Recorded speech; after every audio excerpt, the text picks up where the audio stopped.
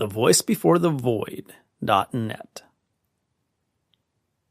My Castles in Spain.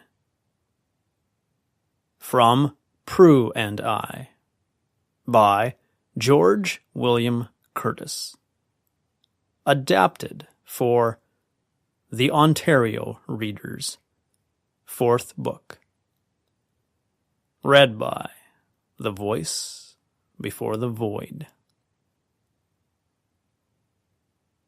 I am the owner of great estates. Many of them lie in the west, but the greater part in Spain. You may see my western possessions any evening at sunset, when their spires and battlements flash against the horizon. But my finest castles are in Spain.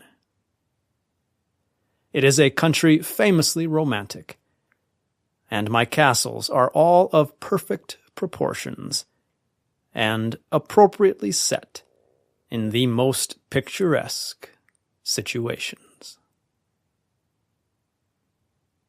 I have never been in Spain myself, but I have naturally conversed much with travelers to that country, although, I must allow, without deriving from them much substantial information about my property there. The wisest of them told me that there were more holders of real estate in Spain than in any other region he had ever heard of, and they are all great proprietors.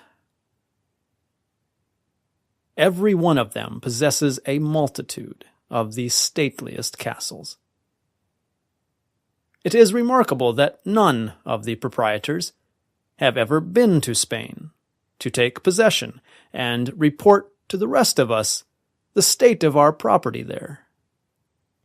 And it is not easy for me to say how I know so much about my castles in Spain. The sun always shines upon them. They stand lofty and fair in a luminous golden atmosphere, a little hazy and dreamy, perhaps, like the Indian summer, but in which no gales blow and there are no tempests.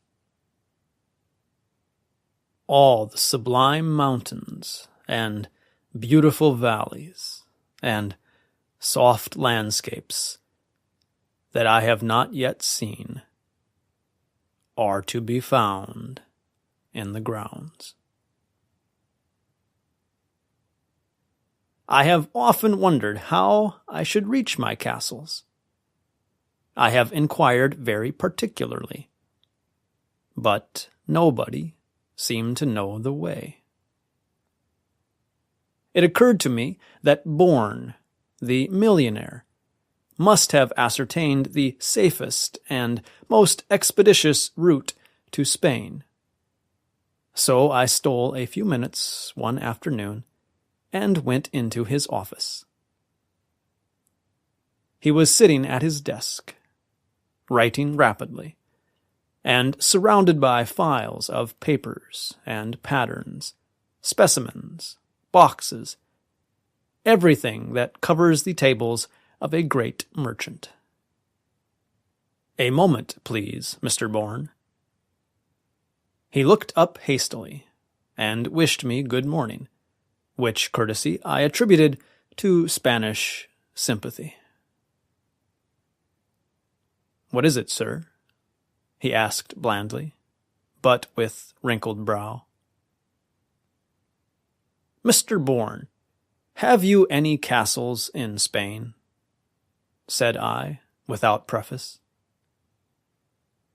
He looked at me for a few moments, without speaking, and without seeming to see me. His brow gradually smoothed, and his eyes, apparently looking into the street, were really, I have no doubt, feasting upon the Spanish landscape. "Too many, said he, at length, musingly, shaking his head and without addressing me. He feared, I thought, that he had too much impracticable property elsewhere to own so much in Spain. So I asked, "Will you tell me what you consider the shortest and safest route thither, Mr. Bourne? For, of course, a man who drives such an immense trade with all parts of the world will know all that I have come to inquire." "My dear sir," answered he, wearily, "I have been trying all my life to discover it, but none of my ships have ever been there. None of my captains have any report to make. They bring me, as they brought my father, gold dust from Guinea, ivory, pearls, and precious stones from every part of the earth. But not a fruit, not a solitary flower, from one of my castles in Spain. I have sent clerks, agents, and travelers of all kinds, philosophers, pleasure hunters, and invalids, in all sorts of ships, to all sorts of places. But none of them ever saw or heard of my castles, except a young poet, and he died in a madhouse." "Mr. Bourne, will you take 5,000 at 97?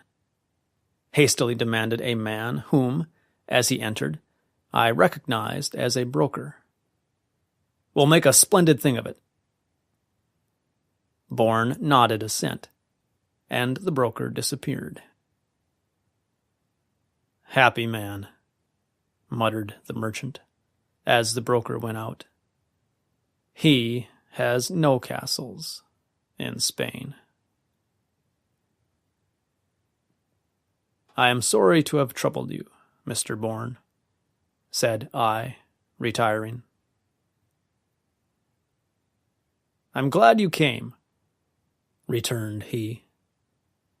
"But, I assure you, had I known the route you hoped to ascertain from me, I should have sailed years and years ago. People sail for the Northwest Passage, which is nothing when you have found it. Why don't the English Admiralty fit out expeditions to discover all our castles in Spain?"